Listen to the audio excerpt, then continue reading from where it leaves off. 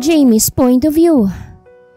Ito ang magiging kwarto mo sa pamamahay na ito. Malapit lang dito ang kusina at ang mga kwarto naman ay nasa itaas. Nasa likod ang laundry area at sa labas ay ang garden. Paliwanag ng matandang kasama ko. Ang sahod mo every 2 weeks. Meron kang 2 araw na rest day sa loob ng 1 linggo. Kakausapin ka pa ni Sir mamaya dahil siya mismong magsasabi sa iyo kung magkano magiging sahod mo. Dagdag na sabi niya pa. Maraming salamat po. Hindi mapakaling sagot ko. Tawagin mo na lamang akong Manang Lina. Kasama ko na simula pagkabata si Sir Kobe. Kaya naman kabisado ko ng ugali niya. Saad pa ng matanda pagkatapos ay bahagyang ngumiti. Mag-iingat ka na lang sa kanya dahil malakas mang trip ang isang yon. Nagbabantang sabi niya pa. Bahagya naman akong natawa. Ayos lang po Manang, hindi naman po ako masyadong maarte. Sagot ko. Mabuti naman kung ganon pero mas makakabuti na kung makikinig ka sa babala ko. Iba-iba ang trip ni Sir lalong lalo na sa inyong mga bagong kasambahay namin. Wika niya pa. Sunod-sunod ang naging pagtango ko. Nagpatuloy si Manang sa paglalakad niya. Wala naman akong ibang nagawa kung hindi ang sumunod sa kanya. Aaminin kong malaki ang bahay na ito at mukhang aabutin ako ng ilang linggo para makabisado ang bawat sulok. Sa kabila nun ay, hindi pa rin ako makapaniwala na natanggap ako sa trabahong ito. Gayong wala naman akong experience sa pagiging kasambahay. Tanging bahay lang namin ang nililinis ko noon. Pero hindi yun naging hadlang para tanggihan ko ang trabahong ito. Wala na akong mga magulang at hirap na hirap ako sa buhay. Wala akong karapatan para mag-inarte at pumili ng tatanggaping trabaho. Kailangan kong kumita ng pera para matustusan ang mga pangangailangan ko sa araw-araw. Kaya naman ang matanggap ako rito ay labis na tuwa ang aking naramdaman. Ayusin mo na muna mga gamit mo sa iyong kwarto at tatawagin na lamang kita kapag dumating na si Sir Kobe. Biglang sabi ni Manang Lina na siyang nagpabalik sa aking ulirat. Kung gusto mo, maglibot-libot ka sa bahay para kahit papano naman ay makabisado mo ng ilang bahagi nito. Dagdag na sabi niya pa. Bahagya akong tumango. Sige po Manang, maraming salamat po ulit. Nakangiting sabi ko. Dumiretso na ako sa kwarto na tinuro niya kanina. Para sa kwarto ng kasambahay, masasabi kong maganda at maayos to. Mas mukha pang itong kwarto kaysa sa kwarto ko noon sa tinitirhan kong bahay. Pabagsak akong naupo sa kama. Pagkatapos ay sunod-sunod na bumuntong hininga. Pinagmamasdan ko pang maigi ang kabuuan ng kwarto at hindi ko mapigilan ang sarili kong mapangiti. This is the time, Jamie. Kahit papano hindi na ako mamomroblema sa kakainin ko araw-araw. Wala sa sariling bulong ko. Nagsimula na ako sa pag-aayos sa mga dala kong damit at ilang gamit. Hindi rin naman ako natagalan dahil kukunti lang ang dala ko. Bukod ron, ay kumpleto na rin ang mga kakailanganin ko rito. Sa kabila ng sayang nararamdaman ko ay hindi ko maiwasang malungkot. Halos ilang buwan pa lang nang mawalang magulang ko dahil sa isang aksidente. At hanggang ngayon, hindi ko pa rin matanggap na wala na sila. Wala na rin naman ako magagawa dahil hindi ko na maibabalik ang buhay nila. Kaya naman kahit nahihirapan, ay pinipilit ko na lamang na magpatuloy sa buhay. Jamie, dumating na si Sir Kobe, hinahanap ka na. Malakas na sigaw ni Manang Lina mula sa labas ng kwarto ko. Dali-dali akong napabalikwas sa higaan at agad nang lumabas. Hindi ko alam kung bakit bigla na lang ako nakaramdam ng matinding kaba.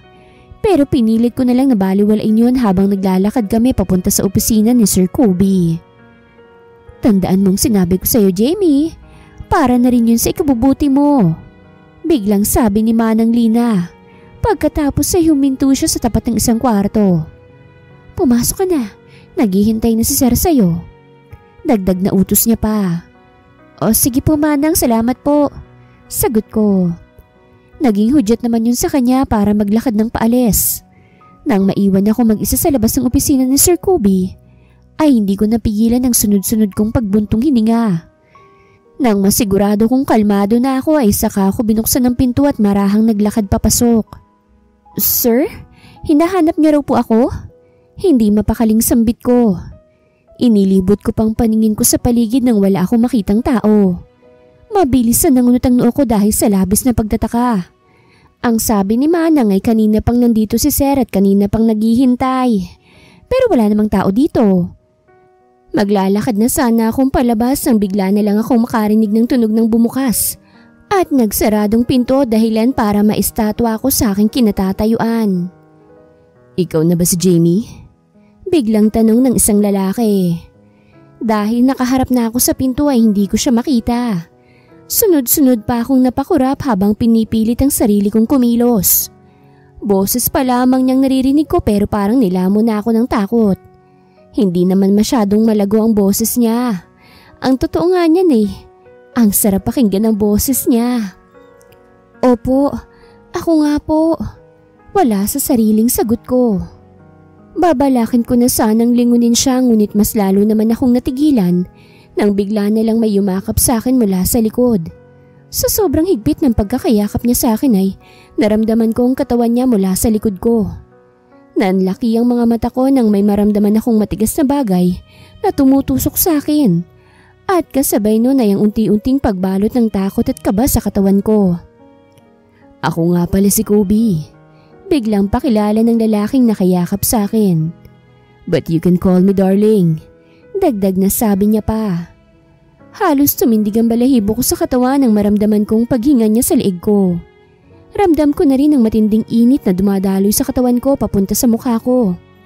Kahit ang tibok ng puso ko ay nagkakarambola na dahil sa sobrang bilis nito. Sir, impit na sabi ko pagkatapos ay mariing napapikit.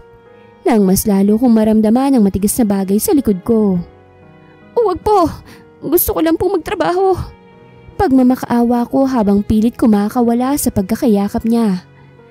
Ayoko pa pong mamatay. Takot na sabi ko pa. Maya-maya ay kusa na ring bumitaw si Sir Kobe sa pagkakayakap sa akin. Anong mamamatay ang sinasabi mo riyan? Mukha ba akong mamamatay tao? Kunot noong singhal niya. Naging mabagal ang paglingon ko sa kanya. Hindi pa rin kasi nawawala ang kaba at takot na nararamdaman ko. Dahil akala ko talaga'y katapusan ko na kanina. Bakit niya po ako tinutukan ng kutsilyo? Aligagang tanong ko. Kutsilyo? Naguguluhang sambit ni Sir Kobe. Wala naman akong hawak na kutsilyo ah. Dagdag na sabi niya pa. Mabilis na nagsalubong ang mga kilay ko dahil sa labis na pagtataka. Napakamot pa ako sa aking ulo habang malalim na nag-iisip. Ano yung matigas na bagay na tumutusok sa likod ko kanina? Saad ko. Matigas na bagay? Saan niya? Pagkatapos ay bahagyang tumungo. You mean this? Tinuro niya pang nakaumbok sa pagitan ng kanyang mga hita. Ngayon ko lang napansin na boxers lang ang tanging suot ni Sir. Hindi ko maitatangging maganda ang kanyang pangangatawan. Kitang-kita ko ang mga muscles niya. Pero ang tingin ko ay natuon sa nakaumbok sa boxers niya at saglit pang tumitig doon. Iyan ho ba talaga yung tumutusok sa likod ko? Hindi makapaniwalang tanong ko. Mukhang hindi nga ho kutsilyo yan. Dagdag na sabi ko pa. Nang mabaling ang mukha ko kay Sir ay nakamaang na siya sa akin. Para bang meron akong nasabing hindi niya mapaniwalaan. Nakipagtitigan lang ako sa kanya hanggang sa kusa na rin siyang mag-iwas ng tingin at sunod-sunod na umubo. Hindi ko mapigilang magtaka nang mapansin ko ang pamumula ng kanyang mukha. Bumalik ka na sa kwarto mo. Biglang utos niya. Po, ang akala ko ba'y kakausapin niyo ako? Kunot noong tanong ko. Sa susunod na araw na lang siguro. Mabilis na sagot niya pagkatapos ay agad na tumalikod. Nagkibit-balikat na lang ako at kahit nagdadalawang isip ay nagsimula na akong maglakad palabas. Hindi ko maiwasang maisip ang nakaumbok sa boxers ni Sir. Malaking palaisipan para sa akin kung bakit parang kutsilyo ang naramdaman ko kanina. Samantalang, yun lang naman pala yun. Mariin akong napailing bago bilisan ng paglalakad. Saka ko na lang yun iisipin. O kaya, itatanong ko na lang ulit kay Sir kapag nakapag-usap na kami ulit. Kobe's point of view. Hindi ko alam kung wala talaga siyang kamuwang-muwang o nagpapanggap lang siya. Para bang hindi niya nga matukoy kung ano tong matigas na bagay na nakaumbok sa boxers ko. Sunod-sunod akong napailing habang kinakalma ang aking sarili. Mababaliw ako sa'yo. Kadarating mo pa lang sa bahay ko. Wala sa sariling giit ko. Maganda, sexy at nakakabighani ang itsura ni Jamie.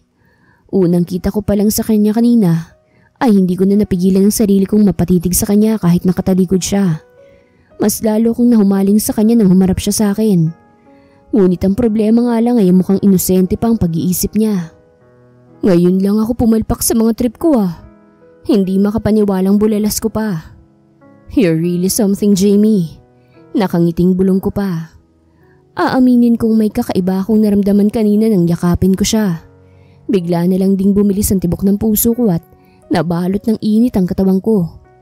Mabuti na lang at napigilan ko pang sarili ko kanina. Kung hindi ay baka kung anong nagawa ko sa kanya.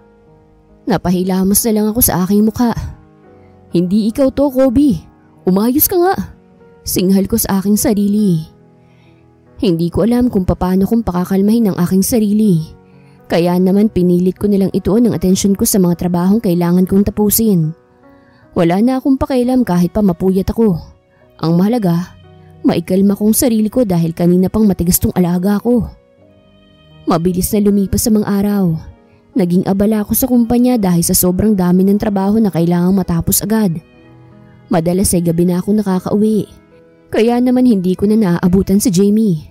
Sa kabila nun ay hindi siya naaalis sa isip ko. At may mga pagkakataon pa nga na hinahanap-hanap na siya ng mga mata ko. Pre, itigil mo na yung pagpapantasya mo sa bago mong kasambahay. Hindi niyan matatapos yung mga trabaho mo. Seryosong singhal ni Aris, ang matalik kong kaibigan at kapartner sa kumpanya. Mag-focus ka na muna kung ayaw mong matambakang kalalo ng mga trabaho. Dagdag na reklamo niya pa. Nagpapahinga lang ako saglit. Pagdadahilan ko. Wag ako pre, nakita ko na yan Singhal niya. Bahala ka sa buhay mo Basta, wag kang magre-reklamo sa akin kapag lalong dumami ang gagawin mo Ngumiwi pa siya bago binaling ang tingin sa kanyang laptop. Mas lalo mong hindi makikita yung maid mo. Sige ka. Nangaasar na bulong niya pa. Kahit kailan talaga wala akong maitatago sa kaibigan kong to. Para bang nababasa na niya kung ano man ang iniisip ko. At kahit tumanggi pa ako o magsinungaling, hindi pa rin siya maniniwala. Nagkibit balikat na lang ako bago ko pinilit ang sarili ko mag-focus na sa mga kailangan kong tapusin. Hindi ko na nga napansin ang oras dahil masyado akong nakatuon sa laptop. Naramdaman ko na ang paglapit ni Ari sa akin at agad siyang naupo sa tabi ko. Tara na pre, huwag ka nang magpanggap na masipag kang magtrabaho. Natatawang sabi niya. Sinamaan ko siya ng tingin. Kaninang nakatunga nga nagre-reklamo ka. Ngayong nakapokus sa trabaho may reklamo ka pa rin. Sasapakin na kita Inis na singhal ko sa kanya. Bigla naman siyang tumawa. Huwag ka nang maraming sinasabi, let's go. Umuwi na tayo ng maaga ngayon. Total, Sabado naman bukas. Saad niya. Napabuntong hininga na lamang ako bago nagsimulang imisin ang mga gamit ko sa lamesa. Pabor na rin naman sa akin to kaya naman hindi na ako nagreklamo pa. Sa sobrang kasabikan ko pa nga ay kapansin-pansin ang pagmamadali ko sa pag-ayos sa mga gamit ko. Sinubukan ko namang pigilan pero nabigulang din ako. Atat na atat ka naman atang makauwi. Gustong gusto mo na bang makita ang kasambahay mo? Nakangising sita ni Aris. Don't tell me na in love ka na sa kanya Nangaasar na sabi niya pa. Ewan ko sa'yo pare, kung ano-ano na lang yung lumalabas sa bibig mo. Singhal ko bago nagmamadaling maglakad palabas ng opisina namin. Agad naman siyang sumunod sa akin pero hindi ko na siya pinansin hanggang sa makarating na kami sa parking lot. Alam kong nangangati na yan para asarin ako, kaya naman hindi ko na siya hinintay. At agad na akong sumakay sa kotse ko. Nakita ko pa siyang tumawa ng tumawa pero umuwi na lang ako. Pagkatapos ay dali-daling pinaandar ang kotse ko at nagmaneho ng paalis. Ay palaka! Gulat na bulalas ni Jamie nang pabagsak kong binuksan ang pinto ng aking bahay.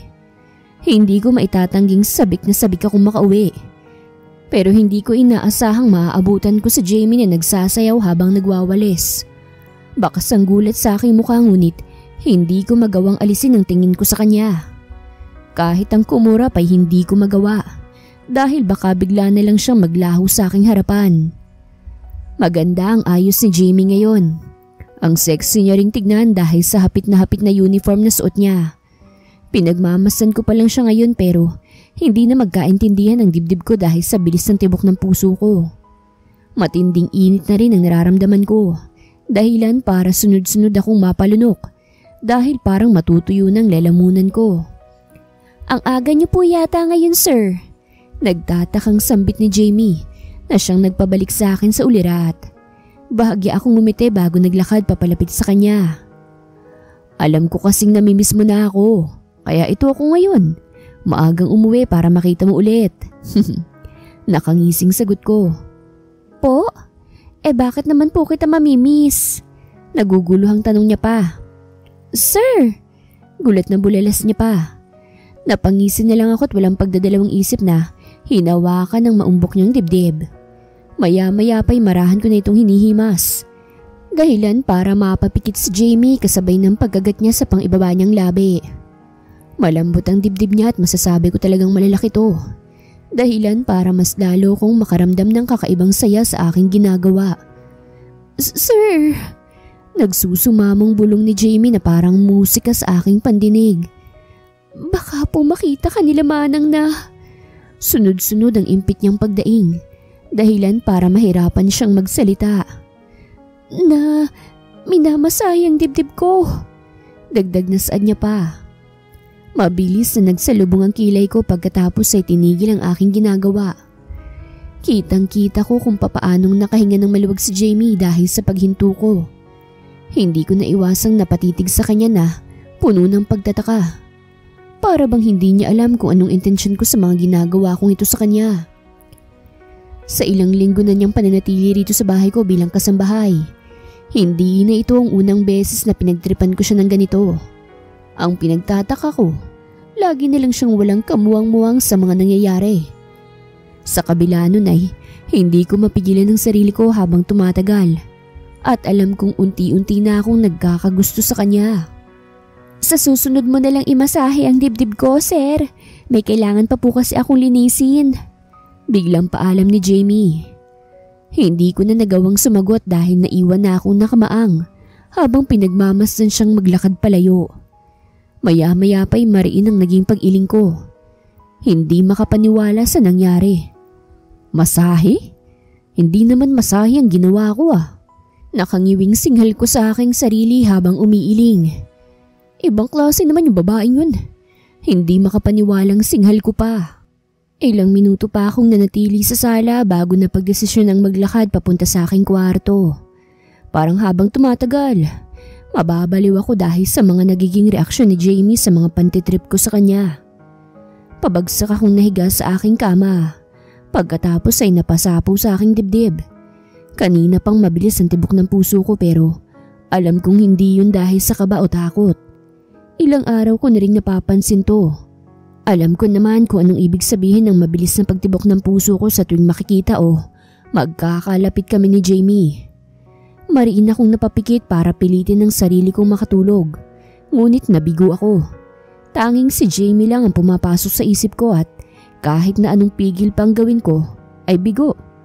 Hinayaan ko na lang ang sarili kong isipin ng isipin si Jamie hanggang sa tuluyan na rin akong lamunin ng antok. Jamie's point of view.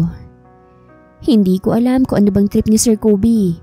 Sa ilang linggo kong pagtatrabaho sa bahay niya, kung ano-ano yung naiisipan niyang gawin. May mga pagkakataon na magugulat na lang ako dahil nakahubad siya sa kwarto niya. Minsan naman ay maglalambing siya sa akin. Minsan naman ay maglalambing siya sa akin. At minsan naman ay babalakin niyang halikan ako pero nagmamadali o abala ako sa mga oras na yun ay iiwanan ko na siya. Aware naman ako sa ugali niya dahil binalaan na rin ako ni Manang Lina noon.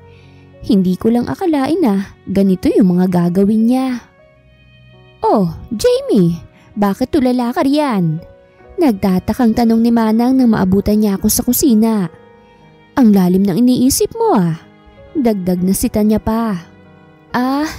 Wala naman po. Nagpapahinga lang din. Pagdadahilan ko pagkatapos ay nag-iwas ng tingin. Alam ko naman yan, Jamie. Bigla siyang tumawa bago nagpatuloy ang paglapit sa akin. Iniisip mo marahil ang mga ginagawang pantitrip sa'yo ni Sir Kobe ano? Nakangising tanong niya. Hindi ko alam kung nababasa ba ni Manang iniisip ko. Pero ng mga sandaling to ay alam kong wala na akong takas pa kahit anong pagsisinungaling ang gawin ko. Isa pa, sigurado rin naman akong makakatulong sa akin si Manang oras na magsabi ako sa kanya. Kaya hindi na rin siguro ako dapat na mahiya pa. Malalim ang naging pagbuntong hininga ko bago bumaling ng tingin sa kanya. Opo Manang, sagot ko. Ang inaasahan ko po kasi ay mga pantitrip para mainis at magsawa ako dito sa bahay niya. At kusa na lang ako mag-resign sa trabaho. Hindi ko po inaasahan na ganun ang gagawin niya. Paliwanag ko pa. Sunod-sunod ang naging pag-iling ni Manang bago naupo sa tabi ko. Inosente ka ngang talaga, sambit niya. Hindi ko alam kung wala ka pa talagang kamuwang-puwang sa mga pinagagagawa ni Sir Kobe. O sadyang binabaliwala lang ang mga iyon. Sa nakikita ko kasi, inaakit ka niya dahil ginagamit niya ang katawan niya sa mga trip niya.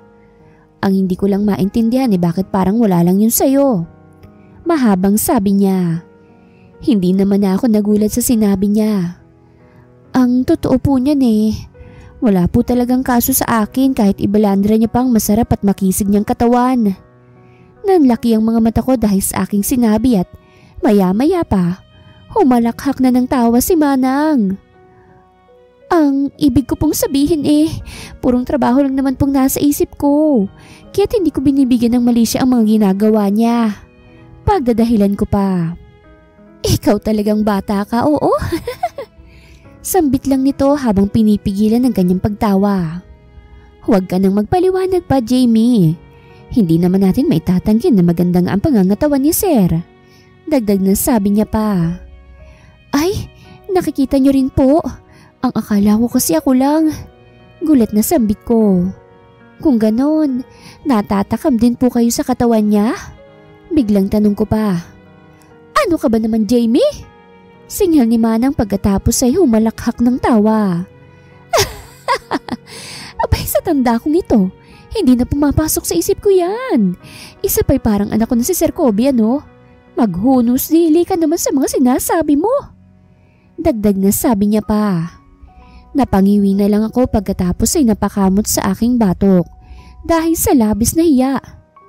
Nagtatanong lang naman ako, Manang. Saad ko pa. Hindi na nagsalita pa si Manang at nagpatuloy na lang sa pagtawa hanggang sa magpaalam siya nga alis na muna. Naiwan naman ako mag-isa sa kusina at wala akong ibang nagawa kung hindi ang tumunganga.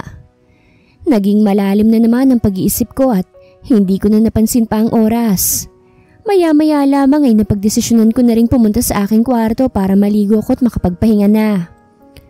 Nagulat na lang ako nang biglang may humila sa kamay ko at hinila ako papasok sa isang kwarto. Nangunot ang noo ko nang makita si Sir Kobe. Basang-basa ang buhok at wari ko'y kagagaling lang sa banyo at katatapos lang maligo. Sir, may problema ho ba? Nagtatakang tanong ko. Tinignan ko siya mula ulo hanggang paa.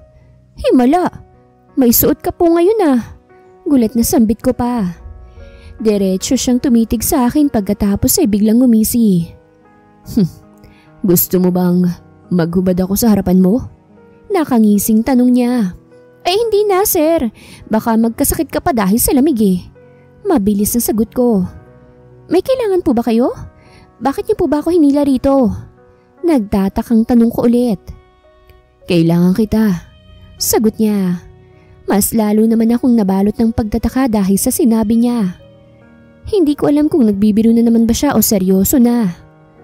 Ano po bang ibig niyong sabihin? Tanong ko bago nilabanan ng mga titig niya. Ikaw ang kailangan ko, Jamie. Saad niya pagkatapos ay biglang ngumiti. Hindi ko napigilan ng sarili kong mapatitig sa nakangiti niyang mukha. Madalas ko naman siyang nakikitang nakangiti pero alam kong sa pagkakataong to ay may kakaiba sa ngiti niya. Bigla na lang kumabog ang dibdib ko at uminit ang mga pisngi ko. Dahilan para mapaiwas ako ng tingin. Nanlaki na lang ang mga mata ko nang hawakan ni Sir Kobe ang baba ko at marahan akong patinginin sa kanya. Sigurado akong namumula ng mukha ko dahil sa sobrang init na nararamdaman ko. Pero wala akong ibang nagawa kung hindi ang tumitig sa mukha niya. Maya-maya pa'y bigla na lang inilapit ni Sir Kobe ang mukha niya sa mukha ko. Mariin akong napapikit at bahagya siyang itinulak. Ngunit hindi pa rin siya natinag. Nagpatuloy lang siya sa paglapit sa akin at wala na akong ibang nagawa kung hindi ang hintayin magtama ang aming mga labi. Ngunit hindi yun nangyari. Malakas na tawa ang umugong sa loob ng kwarto. You should have seen your face, Jamie. Hindi mapakaling bulala si Sir Kobe habang pilit pinipigilan ng kanyang pagtawa. Marahan akong nagmulat ng aking mga mata. Ang totoo niya na inaasahan ko na ito. Pero syempre, hindi ko pa rin mapigilan ang magiging reaksyon ko sa mga gagawin niya. Sunod-sunod akong napabuntong hininga bago bumaling ng tingin sa kanya. Tapos ka na ho ba, sir? May kailangan pa kasi akong gawin. Walang ganang sambit ko. Hindi naman siya sumagot at nagpatuloy lang sa pagtawa. Kaya naman ginamit ko na yung pagkakataon para umalis. Hindi ko alam kung bakit ganitong nararamdaman ko. Alam ko naman na mantitrip lang si sir. Pero may parte sa puso ko na nasasaktan. Nang makapasok ako sa banyo ay tumayo lang ako ron at hinayaang umagos ang tubig mula sa shower sa buong katawan ko. Ang isip ko'y naglalayag pa rin hanggang sa hindi ko na rin namalayan ng oras. Hindi ko maintindihan ang ginagawa ni sir. Bakit niya ba ginagawa ang mga iyon? Mahinang bulong ko. Kung akong tatanungin, madali lang para sa akin ang mahulog sa kanya. Gwapo, mayaman, hot at makisig ang katawan ni Sir Kobe. Parang kahit na sinong babae naman ay madaling magkakagusto sa kanya. Sino ba naman ako para mag-inarte, hindi ba? Ang problema nga lang ay ang ugali niya. Parang pinaglalaroan niyang nararamdaman ko dahil sa mga ginagawa niya. Kobe's point of view. Hindi naman ako bulag para hindi mapansin na ginagawang pag-iwas ni Jamie sa akin. Kung ako ang tatanungin, malaking palaisipan para sa akin kung bakit niya to ginagawa ngayon. Alam ko naman na ibang-iba ang pagtitrip na ginagawa ko sa kanya. Pero dahil alam ko rin naman na walang epekto sa kanya mga iyon. Imposibleng dahil sa mga yun kaya niya ako iniiwasan ngayon. Sa kabila nun, hindi na ako makapag-focus sa trabaho dahil lagi na lang si Jamie ang laman ng isip ko. Kahit hindi ko sabihin, hindi ko rin naman maitatanggi na hinahanap-hanap ko mga sandaling pinagtitripan ko siya. O kung hindi man ay, masaya ako na makita't makasalubong man lang siya sa bahay. Pre, may problema ba? Bakit lukot na lukot yung mukha mo? Biglang tanong ni Aris habang diretsyong nakatitig sa akin na para bang pinag-aaralan ang mukha ko. May nangyari ba sa bahay niyo? Biglang sabi niya. Marahan akong umiling. Wala, baliw, ayos lang ako. Mabilis ang sagot ko bago nag-iwas ng tingin. Ang akala ko'y mananahimik ng kaibigan ko dahil sa naging sagot. Ngunit nagkamali ako. Makulit nga palang isang to at hindi marunong manahimik. Mabilis siyang lumapit sa pwesto ko't naupo sa tabi ko. Sabihin mo na. Namimilit na sambit niya. Alam ko namang tungkol rin sa maid mo yan eh. Dagdag na sabi niya pa. Napailing na lang ako pagkatapos ay sunod-sunod na napabuntong hininga. Iniiwasan niya nga ako eh. Wala sa sariling sabi ko. At hindi ko alam kung bakit. Saad ko pa pagkatapos ay agad na napatungo. Alam kong nakatitig pa rin sa akin si Aris at pinagmamastang maigi ang itsura ko ngayon. Hindi ko na binalak na tignan siya dahil alam ko namang nakangisi na siya at handa nang asarin ako anumang oras. May ginawa ka ba sa kanya na hindi niya nagustuhan? Biglang tanong ni Aris. Mabilis akong napatunghay at napatitig sa kanya. Seryoso ang mukha niya. Bagay na hindi ko inaasahan dahil alam ko ay pinagtitripan niya rin ako. Bahagya akong umiling. Hindi ko rin alam. Parang wala naman kasi siyang pakialam kahit na pinagtitripan ko na siya eh. Sagot ko. Ganyan ang napapala ng mga malalakas mag-trip pre. Biglang singhal niya. Nakarma ka tuloy ngayon. Giit niya pa. Nakarma? Kunot noong tanong ko. Huwag mo nang balaking itanggi sa akin. Alam ko namang may gusto ka sa maid mo. Seryosong sabi niya habang diretsyong nakatingin sa akin. Hindi ko na naitago ang aking pagkagulat pagkatapos ay malalim na napaisip. Pinakikiramdaman kong maigi ang aking sarili. Sa tuwing makikita at makakasama ko si Jamie ay kakaibang sayang nararamdaman ko. Hindi ko rin naman maitatanggi ang kakaiba niyang ganda na kahit uniform na mga maid ang suot niya ay talagang nakakabighani siya. Bukod doon, alam ko rin na isa siyang mabuting tao. Makikita naman yun sa kanya kahit wala pa siyang ginagawa. Tama ang hinala ko. Bulalas ni Aris pagkatapos ay agad na tumayo. Deserve mo yan, pre. Na-inlove ka sa maid mo na lagi mong pinagtitripan. Singhal niya pa. Hindi ako makapagsalita at pinagmasan ko lang ang kaibigan kong bumalik sa kanyang pwesto. Malalim ang naging paghinga ko habang paulit-ulit na tinatanong sa isip ko kung may gusto na nga ba ako kay Jamie. Hindi ko na napansin pa ang oras at wala na rin akong natapos sa trabaho dahil wala akong ibang ginawa kung hindi ang tumunganga at mag-isip ng malalim. Kahit nga sa pagmamaneho sa pauwi sa bahay, wala rin ako sa sarili at ang isip ko'y naglalakbay. Sir Kobe, ayos ka lang ho ba? Kunot noong tanong ni Manang Lina nang makita niyang pagdating ko. Bakit ho parang pinagsakluban ka ng langit at lupa sa itsura mo ngayon? May nangyari ho ba? Nag-aalalang pag-uusisa niya pa. Matagal na kaming magkasama ni Manang Lina. Simula pagkabata ay siya nang nag-alaga sa akin at hanggang ngayon ay narito pa rin siya sa tabi ko. Wala naman sigurong masama kung magsasabi ako sa kanya. Baka sakaling matulungan niya pa ako sa pinoproblema ko. Si Jamie po, wala sa sariling tanong ko. Nasa kwarto niya, naliligo yata. Mabilis na sagot ni Manang. Bahagya akong napatango. Pwede ko po ba kayong makausap? Kailangan ko lang po ng tulong. Seryosong sabi ko. Opo naman sir, kahit ano pa yan basta't kaya ko. Nakangiting sagot niya. Nagsimula na akong maglakad papunta sa aking opisina na katabi lamang ng kwarto ko. Sumunod naman sa akin agad si Manang at nang makapasok kami sa opisina, ay agad kaming naupo. Nakatitig lang siya sa akin at hinihintay ako magsalita. Ngunit hindi ko alam kung saan ako magsisimula. Alam niyo ho ba kung bakit ako iniiwasan ni Jamie? Nahihiyang tanong ko. Alam ko naman kasi na alam ni Manang ang mga ginagawa kong pantitrip kay Jamie. At kahit sa mga naunang kasambahay namin, hindi na ako magugulat kung sasermonan niya ako ngayon dahil sa mga pinaggagawa ko noon. Sa kabila nun ay gulat ang nakita ko sa kanyang mukha na agad ring napalitan ng pagtataka. Bakit ho sir? May nangyari ho ba sa pagitan ninyong dalawa? Sambit niya. Hindi ko rin ho alam eh. Mabilis na sagot ko bago bumuntong hininga. Matanong ko lang ho sir ha. Saglit pa siyang natahimik na para bang nagdadalawang isip sa kanyang sasabihin.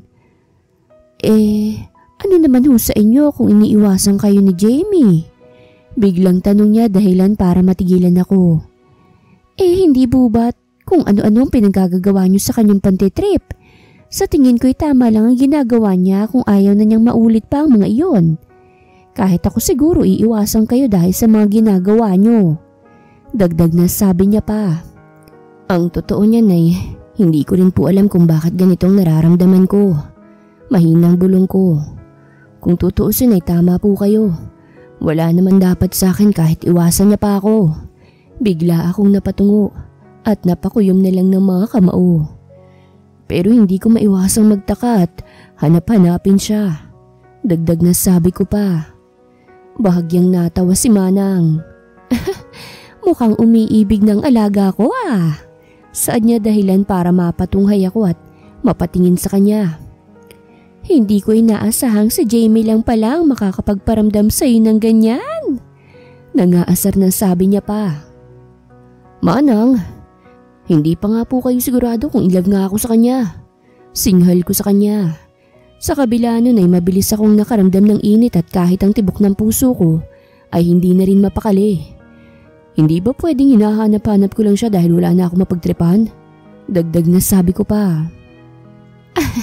Sige sir, lokohin mo pang sarili mo. Natatawang giit ni Manang bago tumayo't marahang lumapit sa akin. Alam natin pareho kung bakit ganyan ang nararamdaman mo. Ikaw lang tong ayaw tanggapin ng katotohanan. Saad niya bago mas lalong inilapit sa tenga ko ang kanyang muka. Sige ka, baka kung kailan tanggap mo na yung nararamdaman mo, huli na pala ang lahat. Mahinang bulong niya pa. Nanlaki naman ang mga mata ko dahil sa sinabi niya. Pero hindi ko na rin nagawang magsalita pa dahil mabilis nang naglakad palabas si Manang. Naiwan akong nakamaang. Pinakikiramdaman ang aking sarili at malalim ang iniisip. Sunod-sunod akong napailing kasabay ng mabigat kong buntong hininga. Para na akong nababaliw dahil sa nararamdaman at iniisip ko ngayon. At hindi ko maitatangging si Jamie lang ang nakagawa nito sa akin. Jamie's point of view. Mabilis na lumipas sa mga araw at nagpatuloy ako sa pag-iwas kay Sir Kobe. Nag-iisang bahay lamang kami pero nakakagulat na nagagawa kong lumayo at umiwas sa kanya kahit papano. Sa sobrang laki ng bahay niya, madali lang para sa akin na humanap ng ibang dadaanan kung sakali man na makakasalubong ko siya. Hindi ko alam kung hanggang kailan ko itong gagawin pero sa ngayon, mas mabuti na rin to dahil hindi ko na rin alam kung ano nangyayari sa akin. Hindi ko maitatangging may konting lungkot akong nararamdaman simula nang umiwas ako kay Sir Kobe. Hindi ko na siya madalas nakikita at hindi niya na rin ako napagtitripan. Sa hindi ko malamang dahilan, hinahanap-hanap ng sistema kong ideya na yon. Alam ko namang mali yun kaya naman ito ko at pinipilit ang sarili kong umiwas. Alam ko kasing kung magpapatuloy ang ganong mga pangyayari, ay baka hindi ko na mapigilan ang sarili ko at mas lalong mahulog pa sa kanya. Jamie! Biglang sigaw ni Manang Lina na nasa harap ko na pala. Bahagya niya pang inalog ang balikat ko bago ko nabalik sa ulirat. Kanina pa kitang tinatawag pero parang hindi mo ko naririnig. Kunot noong sabi niya pa. Pasensya na Manang. Paamanhin ko pagkatapos ay agad na napatungo. Napalalim lang ang pag-iisip ko. Dagdag na sabi ko pa. Mag-focus ka na muna sa trabaho. May darating na bisita si Sir Kobe at hindi niya magugustuhan kapag nakita kanyang papetiks-petiks lang sa trabaho. Seryosong sabi niya pa. Nabalot ako ng pagtataka sa kung sino ang bisita ni Sir Kobe. Pero hindi ko na rin nagawang magtanong kay Manang dahil mabilis na itong naglakad paalis. Huminga pa muna ako ng malalim para maikalma ang aking sarili bago nagpatuloy sa mga dapat gawin. Katulad ng dati, lilinisin ko ang ilang bahagi ng bahay. Pagkatapos ay sa labas naman ako magwawalis at maglilinis. Kapag ganitong ginagawa ko ay hindi na napapansin ang paglipas ng oras. At saka ko na lang nalalaman kapag tinatawag na ako ni Manang para magluto. Sa kabila ng pagiging abala ko sa mga gawaing bahay ay naglalaro pa rin sa isipan ko kung sino ba ang magiging bisita ni Sir Kobe. Ilang beses na akong sumubok magtanong kay Manang ngunit laging hindi natutuloy dahil masyado rin siyang busy. Para bang pinaghahandaan niyang mabuti ang darating na bisita. Dahilan para mas lalo akong makurious kung sino ba talaga ito. Jamie, pinatatawag ka ni Sir Kobe sa kanyang kwarto. Biglang sambit ni Manang na hindi man lang nag-abalang tignan ako dahil nagmamadali na sa kanyang ginagawa. Agad naman akong tumigil sa nililinis ko pagkatapos ay inayos ang aking sarili bago naglakad papunta sa kwarto ni Sir Kobe. Hindi ko alam kung bakit ako kinakabahan habang unti-unti akong papalapit sa kwarto niya. Ilang beses pa akong huminga ng malalim para ikalmang sarili ko bago kumatok sa pinto. Napangiwi na lang ako dahil wala akong narinig na tinig mula sa loob. Nagkibit-balikat na lang ako bago binuksan ang pinto at nagpatuloy sa paglalakad papasok katulad ng lagi kong ginagawa. Sir, pinatatawag niyo raw ho ako? Sambit ko habang marahang inililibot ang tingin sa paligid. Ilang beses na itong ginawa ni Sir Kobe noon, kaya naman hindi na ako magugulat sa susunod niyang gagawin. Naupo na lang ako sa kama niya habang hinihintay siyang lumabas sa kanyang banyo nang walang saplot bago maglakad papalapit sa akin. Kahit papano nasanay na ako sa mga kilos niyang ganyan. Aaminin kong nakakatakam ang katawan ni Sir Kobe pero dahil wala naman doon ang focus ko ay hindi rin ako masiyang tumititig sa kanya. Nandito ka na pala. Biglang saad ni Sir Kobe nang makalabas siya ng banyo. Katulad ng dati, Wala na naman siyang saplot na kahit na ano at prenteng naglakad sa harapan ko. Nabanggit na ba ni Manang sa'yo ang tungkol sa bisita ko? Tanong niya. Marahan akong tumango. Opo sir, sagot ko. Sino po ba yun? Bakit parang aligaga si Manang sa paghahanda? Nagtatakang tanong ko pa. Bahagya akong nagulat nang ilapit niya sa mukha ko ang mukha niya. Bakit gusto mong malaman? Nakangising tanong niya. Dahil nasa harap ko lang siya. Kitang-kita kong malaki niyang katawan at ang nangaakit niyang abs. Ang tingin ko ay nagpatuloy sa pagtitig sa katawan niya hanggang sa mapunta yun sa isang mahabang talong sa pagitan ng hita niya. Sunod-sunod akong napalunok habang pinagmamasdan yun unti-unting lumalaki habang nakatitig ako rito. Stop staring, Jamie. Biglang sita ni Sir Kobe. Pagkatapos ay tinakpan ang pagitan ng kanyang hita. You're making me hard. Dagdag na sabi niya pa. I'm sorry sir. Ang laki kasi. Wala sa sariling sabi ko. The heck? Biglang mura niya dahilan para mapatingin ako sa kanya. Namumula ng mukha niya at kahit kalalabas lang ng banyo ay tagaktak na ang kanyang pawis. Nakaiwas din siya ng tingin sa akin at nakakagat sa kanyang pang-ibabang labi habang nananatiling nakatakip ang mga kamay sa pagitan ng kanyang hita. Ang sarap naman ni sir. Mahinang bulong ko pagkatapos ay agad na napatakip sa aking bibig. What did you just say? Kunot noong tanong ni Sir Kobe. Ulitin mo nga. Hindi ko narinig. Utos niya pa bago bumaling ng tingin sa akin. Mabilis akong napailing. Oo, wala po sir. Ayoko na pong ulitin. Tarantang sagot ko. Umukit ang isang ngisi sa kanyang labi. Bigla na lang niyang inalis sa mga kamay niya sa pagkakatakip sa pagitan ng kanyang mga hita. Kaya naman bumandera sa akin ang nakatayo niyang talong. Ramdam ko ang init ng mukha ko ng mga sandaling to. At alam kong namumula na ang mukha ko. Nabalot ako ng pagkataranta nang magsimulang maglakad papalapit sa akin si Sir Kobe. Nakangisi pa rin siya habang unti-unti na siyang nakakalapit sa akin. Mabilis akong tumayo para sana tumakbo paalis. Ngunit agad niyang nahawakan ang braso ko at puwersahang hinila yon. Pabagsak akong napahiga sa kanyang kama. Dali-dali naman siyang pumatong sa ibabaw ko at hinawakan ang dalawa kong kamay. Ang tagal ko nang nagpipigil sa iyo, Jamie. Seryosong sabi niya pa habang diretsyong nakatitig sa akin. Para na nga akong nababaliw para lang pigilan ang sarili kong angkinin ka. Pero dahil sa sinabi mo, aaminin kong nabuhayan ako ng loob. Sabi niya pa. Sir, huwag po. Nagmamakaawang sabi ko. Hindi ko alam kung anong nararamdaman ko ngayon dahil may parte ng pag-iisip ko ang nagsasabing hayaan na lang siya sa gusto niyang gawin. Baka po malamigan kayo at kabagin. Wala ka pong suot na damit.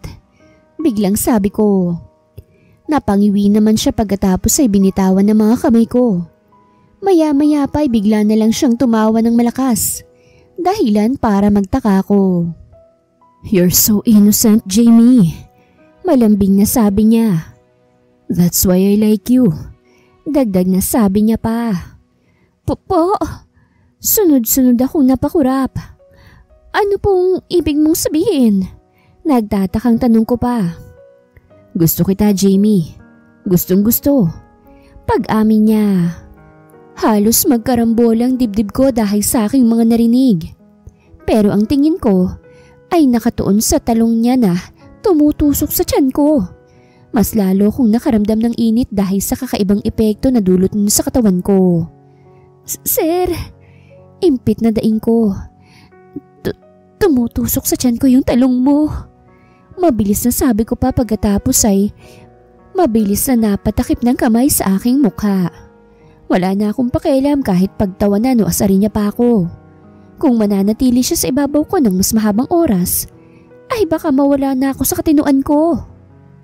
Kobe's point of view. Hindi ko napigilan ng sarili kong mapangiti habang pinagmamasa ng inosenteng mukha ni Jamie. Aaminin kong sa mga sandaling to ay hindi ko na makontrol ang nararamdaman ko. Pero dahil sa sinabi niya, bigla na lang akong kumalma. Kung hindi nangyari yun ay Baka wala na rin siyang sipot sa mga oras na ito. Ayos ka lang ba, sir? Biglang tanong ni Jamie.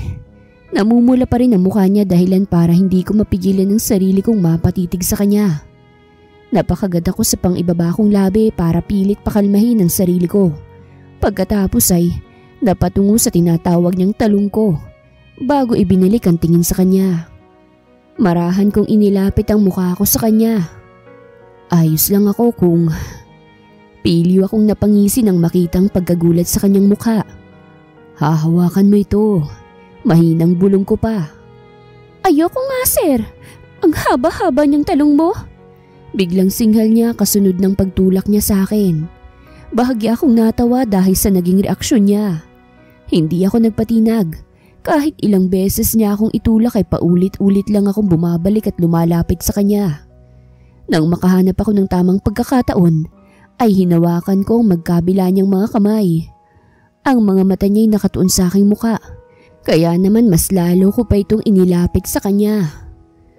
Nang mga sandaling yun ay parehas nang natatakluban ng kumot ang aming mga katawan. Hindi ko alam kung paano yun nangyari pero batid kong dahil yun sa kaguluhan namin kanina na halos magulong na kami sa kama. Sir, baka po dumating ng mga bisita. Hindi na niya natapos ang sasabihin niya nang bigla na lang bumukas ang pinto ng aking kwarto. Sabay pa kami ni Jamie na napatingin doon. Agad siyang nagulat nang makitang isang matandang babae na nakatayo ron. Ngunit ako'y nanatiling kalmado lang. Kobe! What the hell do you think you're doing? Malakas na sigaw ni Mommy. Umalis ka sa ibabaw ng maid na yan! Kung ayaw mong kalad ka rin kitang palabas. Dagdag na singhal niya pa. Umalis ka na muna, Mommy. Wala akong saplot at wala akong balak na sumunod sa utos mo. Walang ganang sagot ko. Umayos ako ng higa sa tabi ni Jamie. Ramdam ko ang panginginig ng kanyang katawan habang nakatitig sa mami ko. Hindi ko naman siya masisisi. Nakakatakot talagang tingnan ng mami ko. Hoy! Ikaw babae! Umalis ka na riyan kung ayaw mong ako pang humila sa'yo riyan! Biglang siga ulit ni Mami. Opo. Aligagang sagot naman ni Jamie bago dali-daling bumangon. Patakbo siyang naglakad palabas ng kwarto ngunit nang makatapat pa niya si Mami, ay agad siyang natigilan ng hawakan nito ang kanyang braso. Umpisahan mo nang mag-impake ng mga gamit mo. You're fired! Galit na sambit ni Mami. Po! Hindi mapigilang bulalas ni Jamie bago marahang napabaling ang tingin sa mami ko. Bingi ka ba? Hindi mo narinig ang sinabi ko at kailangan ko pang ulitin? Singhal ni Mami. Enough! Singit ko sa kanilang dalawa bago huminga ng malalim. You may go, Jamie. See you around. Nakangising sabi ko. She's fired, Kobe! Pagmamatigas na saad ni Mami. No! Wala kang karapatan para magdesisyon sa pamamahay ko. Seryosong sagot ko. Iwan mo muna ako saglit para makapagbihis ako. Pupuntahan na lang kita mamaya sa baba. Dagdag na sabi ko pa. Alam kong galit siya ng mga sandaling to pero wala na rin naman siyang ibang nagawa kung hindi ang umalis. Nakahinga naman ako ng maluwag ng maisaradong pinto ng aking kwarto. Ilang segundo pa akong tumunganga bago napagdesisyon ng bumangon at magbihis. Hindi ko alam kung ano bang dahilan ni Mami sa biglaan niyang pagbisita rito sa bahay. Meron na siyang ibang pamilya matapos mamatay ni Daddy. Kaya naman nawala na rin siya ng pakialam sa akin. Ang atensyon ni Mami ay natuon sa bago niyang asawa at mga anak niya. Kaya naman labis ako naguguluhan ngayon dahil sa inaasta niya sa pamamahay ko. Nang matapos akong magbihis ay agad na rin akong lumabas ng kwarto at naglakad pababa. Nasa hagdan pa lamang ako ay nakatuon ng tingin sa akin ni Mami.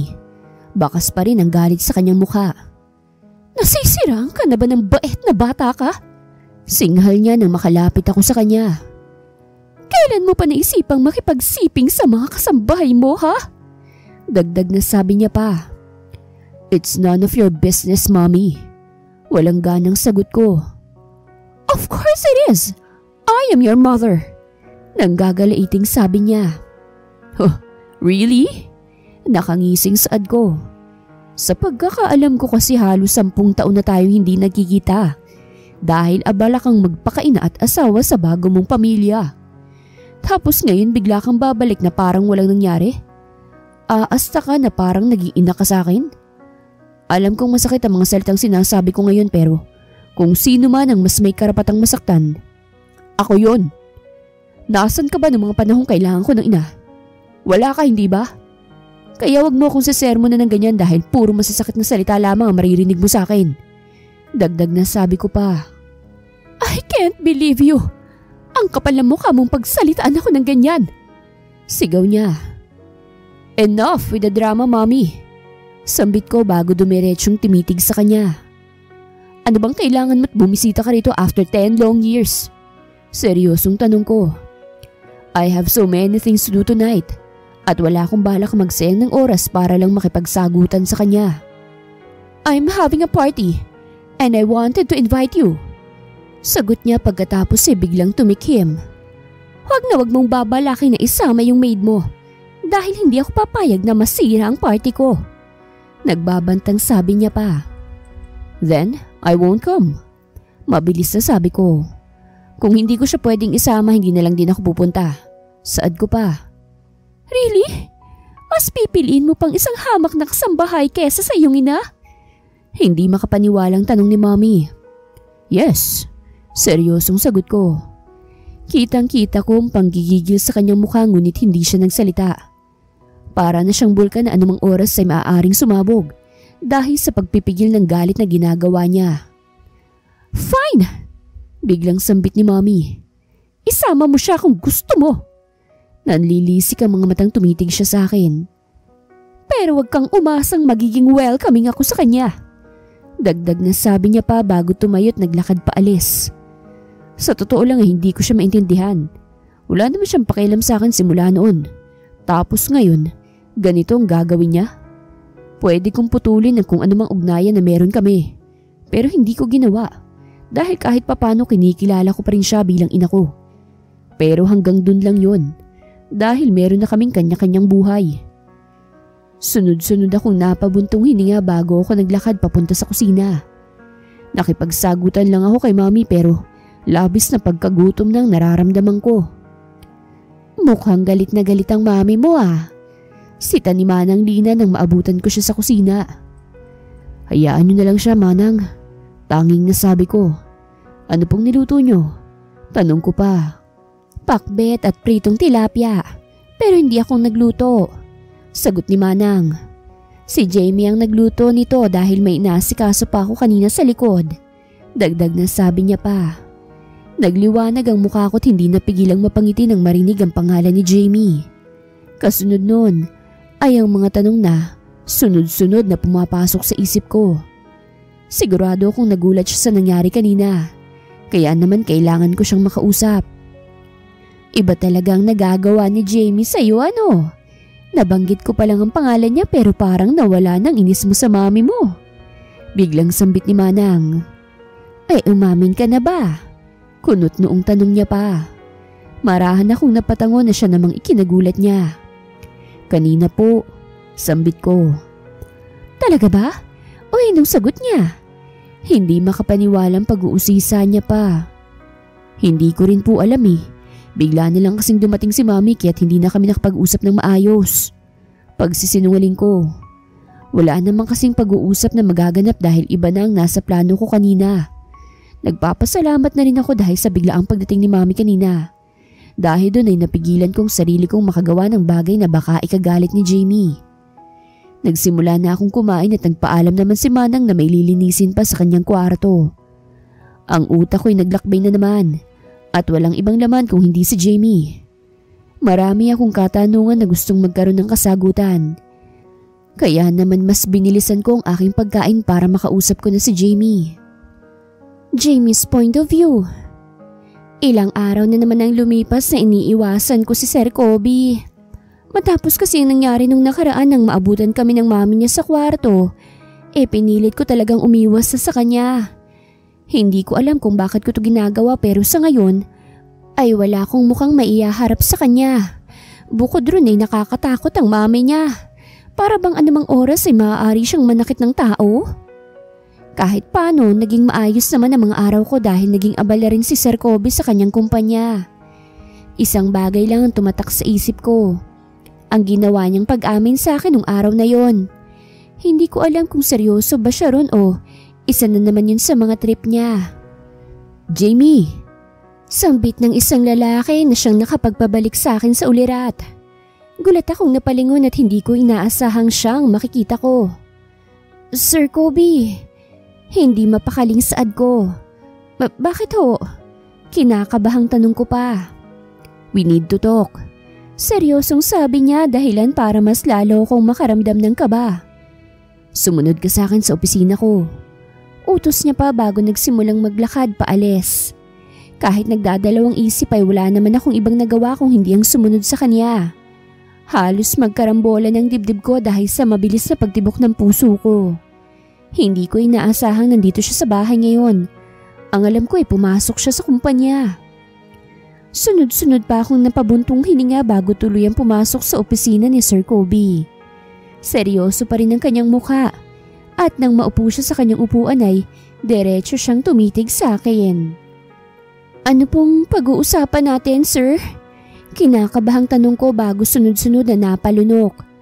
Parang natuto yung lalamunan ko dahil sa kakaibang paraan ng pagkakatitig niya sa akin. Naalala mo ba yung sinabi ko sa'yo nung nakaraang gabi? Tanong niya. Alin po? Maang-maangang saad ko kahit ang totoo. Alam ko na kung anong tinutukoy niya. I like you, Jamie. Seryoso ako sa sinabi ko noon at hanggang ngayon ay seryoso pa rin ako. Saad niya. Hindi ko na itago ang gulat sa aking mukha. Katulad nun, mas lalong bumilis ang tibok ng puso ko dahil sa sinabi niya. Kasabay ng hindi maipaliwanag na pag-init ng aking mukha. Ano pong sinasabi niyo, sir? Aligagang tanong ko. Gusto kita. Saad niya bago tumayo at marahang naglakad papalapit sa akin. Mahirap bang intindihin yun? Nakangising tanong niya pa. Bahagya akong napailing. Hindi naman po sa ganon. Hindi lang ako makapaniwala sa sinabi niyo. Nahihiyang sagot ko pagkatapos ay agad na nag-iwas ng tingin. Kung inaakala mong pinagtitripan lang kita, sana nga, ganun na lang. Biglang sabi niya bago siya tumigil sa mismong harapan ko. Para na akong mababaliw dahil sa nararamdaman kong to, Jamie. Hindi ko lubos akalain na mauhulog ako sa isang katulad mo. Bahagya siyang ngumiti bago hinawakan ang pisngi ko. Ikaw lang ang nagparamdam sa akin ng ganito. At ngayon palang binabalaan na kita. Kahit anong pagtanggi pang gawin mo, hindi ako titigil hanggat hindi kita nakukuha. Dagdag na sabi niya pa. Parang may dulot na hipnotismo ang mga titig niya sa akin. Dahilan para hindi ko magawang magsalita. Hinayaan ko siyang haplusin ang pisngi ko at wala akong ibang nagawa kung hindi ang mapapikit dahil sa kakaibang dulot nun sa sistema ko. Be ready, Jamie. Kakaiba akong mandigaw. Nagbabantang sabi niya pa. Po, akala ko po'y walang ibang babae na makakapagpatibok sa puso mo. Wala sa sariling sabi ko at agad ring napatakip sa aking bibig. Kanino mo naman narinig yan? Kunot noong tanong niya. No, don't answer. Wala na rin namang magbabago kahit malaman ko pa yan. Ang mahalaga ngayon, ikaw ang niligawan ko. At ikaw ang babaeng mahal ko. Dagdag na sabi niya pa. Mahal po agad? Nagtatakang tanong ko. Parang ayaw mo naman ah. Nakasimangot na singal niya dahilan para bahagya akong matawa. Hindi ka nalugi sa akin ano? Giit niya pa. Ngayon ko lang siya nakitang ganito at aaminin ko ang cute niyang pagmasdan. Hindi ko na napigilan ang sarili kong matawa dahil sa itsura niya. Mas lalo namang nalungkot ang mukha niya pagkatapos ay dali-daling lumayo sa akin. Maghanda ka na, may party tayong pupuntahan. Biglang sabi niya pa. Natigilan ako sa pagtawa at agad na napatingin sa kanya. Party? Ayoko, sir. Hindi ako nababagay sa mga party. Pagtanggi ko. No, masyado kang maganda para hindi isama sa mga party. Pamimilit niya pa. Sasama ka sa akin sa ayaw mo man o sa gusto. Seryosong sabi niya. Magrereklamo pa sana ako pero hindi ko na rin nagawa dahil bigla na lang niya akong niyakap ng mahigpit. Sa pagkakataong to, ramdam ko ang init ng kanyang mga bisig na nagdudulot ng kakaibang saya sa puso. Mariin akong napapikit habang ninanamnam ang kanyang yakap. At halos ilang minuto rin kaming nanatili sa ganoong posisyon bago namin napagdesisyon ng bumitaw sa isa't isa. Sinubukan ko pang tumanggi sa pagsama niya sa akin sa party, ngunit sadyang mapilit siya. Kahit labag sa loob ko, ay wala rin akong nagawa kung hindi ang pumayag. Hindi ko nga inaasahan na may nakahanda na pala siyang dress na isusuot ko. Mas lalo tuloy ako nawalan ng pag-asa na makatakas sa kanya. Kobe's point of view. Matagal ko nang napansin ang kakaibang ganda ni Jamie.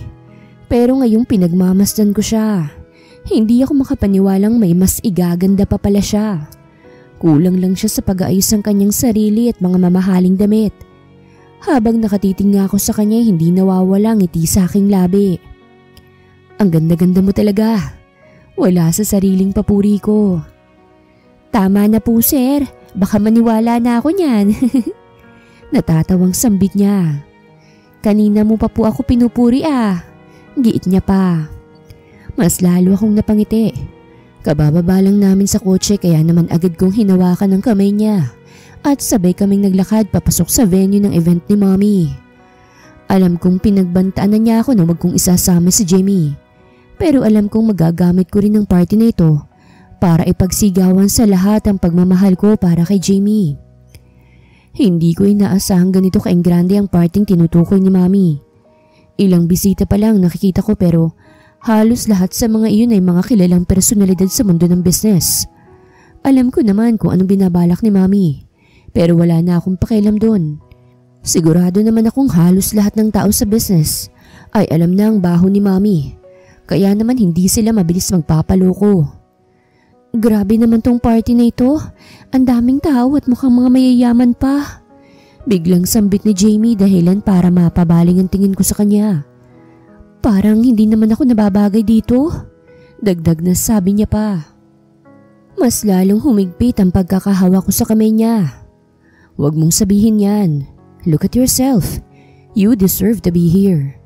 Seryosong sabi ko bago pilit na ngumiti. Dadalhin kita sa mga lugar na hindi mo pa napupuntahan. Kahit pa sabihin mong hindi ka nababagay sa mga lugar na yon. I will bring you there. Gusto kong ma-realize mong pwede kang pumunta kahit sa mga mamahaling lugar. Kahit hindi ka naman mayaman. Dagdag na sabi ko pa. Pilit ang naging pagngiti ni Jamie habang nakatitig sa akin. Thank you. Naiiyak na sabi niya. Hindi ko inaasahan na magiging ganito tayo. Pero nagpapasalamat ako dahil ikaw ang naging boss ko. Dagdag na sabi niya pa. Hindi ko na napigilan ang sarili kong yakapin siya. Kahit ako man ay hindi ko rin inaasahan na aabot kami sa ganito. Pero nagpapasalamat din ako dahil nakilala ko siya. At siyang babaeng nagpatibok sa puso ko. Sa kabila ng mga pantitrip na ginagawa ko sa kanya noon, mukhang malaki rin ang itulong nun para ma-realize namin ang nararamdaman namin para sa isa't isa. What a lovely couple we have here! Biglang sabi ng isang babae na diretsyong nakatingin sa amin ni Jamie. Magkasalubong ang kanyang mga kilay at mababakas ang galit sa kanyang mga mata. Kahit kailan talaga hindi ka talaga marunong makinig sa aking bata ka. Inis niyang sabi bago pa marahang naglakad papalapit sa amin. Binihisan mo lang siya ng mamahaling damit at inayusan, pero hindi pa rin nun mababago ang katotohanan. Na-made lang siya. Giit niya pa. Really, Mommy? Sisirain mo talagang sarili mong party dahil lang dyan? Nakangiwing saad ko. Besides, hindi lang siya basta maid. She is my girlfriend. Dagdag na sabi ko pa. Girlfriend? Nasisiraan ka na ba talaga ng utak? Malakas na sigaw ni Mommy.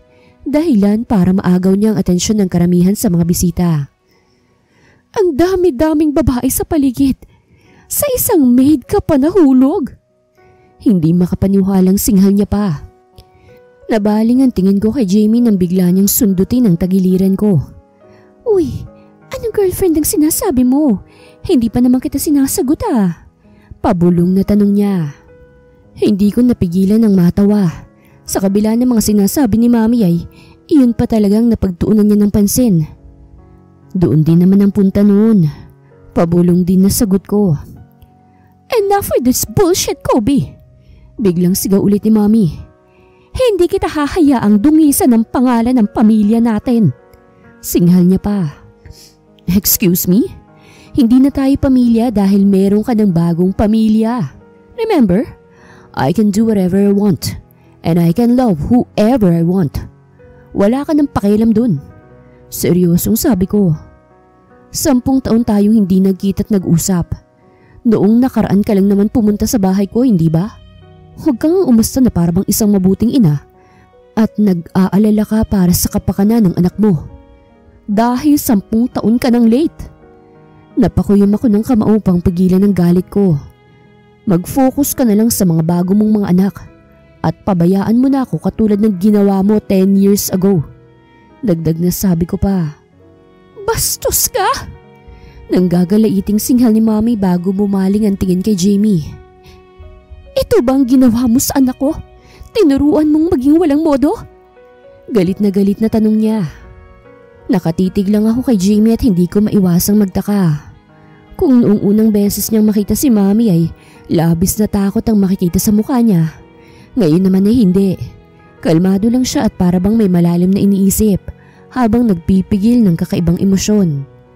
I couldn't help myself but to adore her more. Jamie's point of view. Habang pinagmamasdan ko ang paghihimutok ng Mommy ni Kobe, ay hindi ko maiwasang magtaka. Wala naman akong ginagawang masama. Ngayon lang din naman pala bumalik ang isang to sa buhay ni Kobe pero ganito na siya umasta? Ano? Hindi ka makasagot ano? Dahil tama ako. Biglang sigaw pa ng Mommy ni Kobe. Ano ba kasing pinakain mo sa anak mo at patay na patay siya sa'yo? Singhal niya pa. Pagmamahal po? Wala sa sariling sagot ko. Alam kong nagulat si Kobe dahil sa naging sagot ko pero hindi sa kanya nakatuon ang atensyon ko. Kulang lang sa sampal tong Mommy niya kaya ako nang gagawa para magising to sa katotohanan eh. Hindi hubad 10 taon kang nawala. 10 taon ding naghahanap ng kalinga at pagmamahal ng isang ina si Kobe. Pero nasan ka nga? Nasa bago mong pamilya? Biglang sambit ko pa bago marahang naglakad palapit sa Mommy ni Kobe. Hindi ko alam kung saan ka po kumukuha ng lakas ng loob para umasta ng ganyan sa kabila ng ginawa mo sa anak mo. Kung wala pang nakakapagsabi sa'yo, ang kapal po ng mukha mo. Dagdag na sabi ko pa. Unti-unti na akong nilalamon ng galit na nararamdaman ko at alam kong hindi to tama. Ilang beses akong huminga ng malalim para pakalmahin ang sarili ko.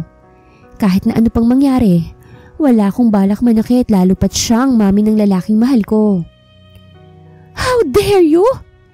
Hindi makapaniwalang sambit ng Mommy ni Kobe. Isa ka lang namang hamak na maid. Wala kang karapatan para pagsalitaan ako ng ganyan. Dagdag na singhal niya pa. Mabilis niya akong sinugod at inambahan ng sampal. Hindi ako nagdalawang isip na saluhin ng kamay niya bago lumapat ang mga yun sa mukha ko. Nang mga sandaling yun ay bakas ang gulat at pagtataka sa aking mukha. Hindi ko inaasahan na gagawa siya ng ganitong eksena sa gitna ng isang engranit mamahaling party. Pabato kong binitawan ng kamay niya. Huwag mo na pong subukan. Baka makalimutan ko lang na ikaw ang ina ni Kobe eh. Seryosong sabi ko. Napaismid siya pagkatapos ay galit na tumitig sa akin. Ganitong klase ba ng babae ang ipinagmamalaki mo, Kobe? Hindi makapaniwalang tanong niya. Kung ikukumpara sa'yo, sa tingin ko naman ay mas lamang ako. Hindi ko kayang pabayaan ang mga taong malapit sa akin. Lalong-lalo na kung anak ko. Nakangising sagot ko. Naglakad ako papalapit sa kanya nang hindi inaalis ang tingin ko sa kanya. Huwag ka nang magmalaki sa harapan ko. Marami ka lang pera kung ikukumpara sa akin. Pero mas makatao ako kaysa sa'yo.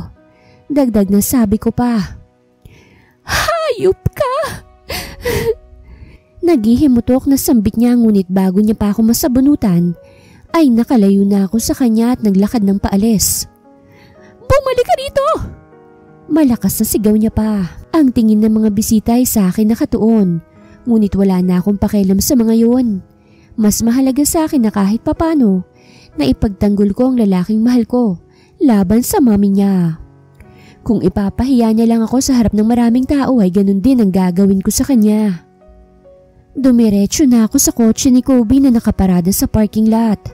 Nagulat na lang ako nang biglang may humawak sa braso ko at paglingon ko ay si Kobe pala yun. Nakaukit ang malawak ng ngiti sa kanyang labi, dahilan para magtaka ko.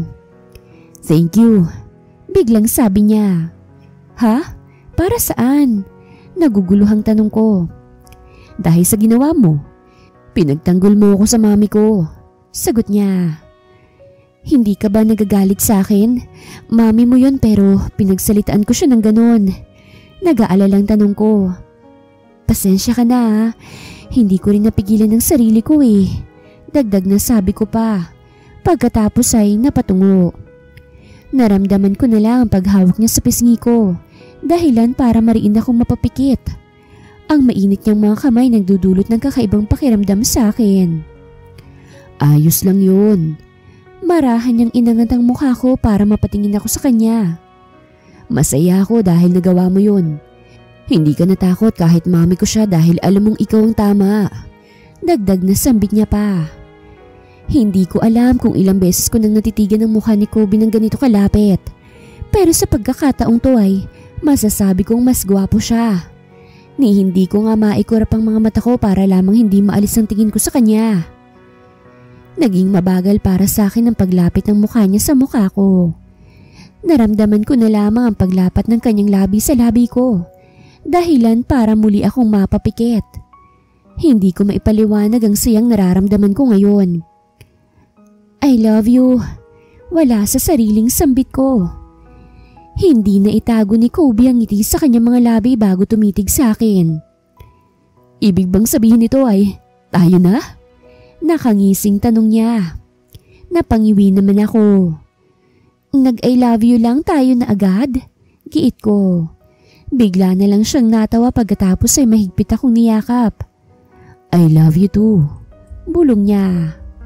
Napangiti na lang ako at agad siyang niyakap pabalik. Mabilis na lumipas sa mga buwan at sinagot ko na rin si Kobe. Hindi nagtagal ay nag-propose na rin siya na walang pagdadalawang isip ko namang tinanggap hanggang sa maikasal na kami. Wala na akong nabalitaan sa mami niya dahil hindi na rin to nagparamdam pa sa kanyang anak. Mas nakabuti naman yun sa aming dalawa ni Kobe dahil naging tahimik na ang aming pamumuhay. Ngayon ay buntis na ako. Sino mag-aakalang maid lang ako dati pero ngayon ay asawa na ng isang gwapo at mayamang lalaki. Napatunayan kong hindi nakikita sa pera o anumang kayamanan ng pag-ibig. Kung ito ay tapat at totoo, basta't naniniwala ka sa pag-ibig, darating din ang araw na makikilala mo kung sinong nakatadhana para sa'yo. Katulad ko, kakaiba man ang naging simula ng pagmamahalan namin ni Kobe, pero sa kasalan pa rin kami nauwi. At ang lahat ng yun ay dahil naniwala kami sa pag-ibig at hinayaan naming manaig ang pagmamahalan sa amin na siyang nagdikta kung saan kami tutungo. Nakakatakot sa una, pero hindi mo malalaman kung hindi mo susubukan. Yan ang pagmamahal. Wakas.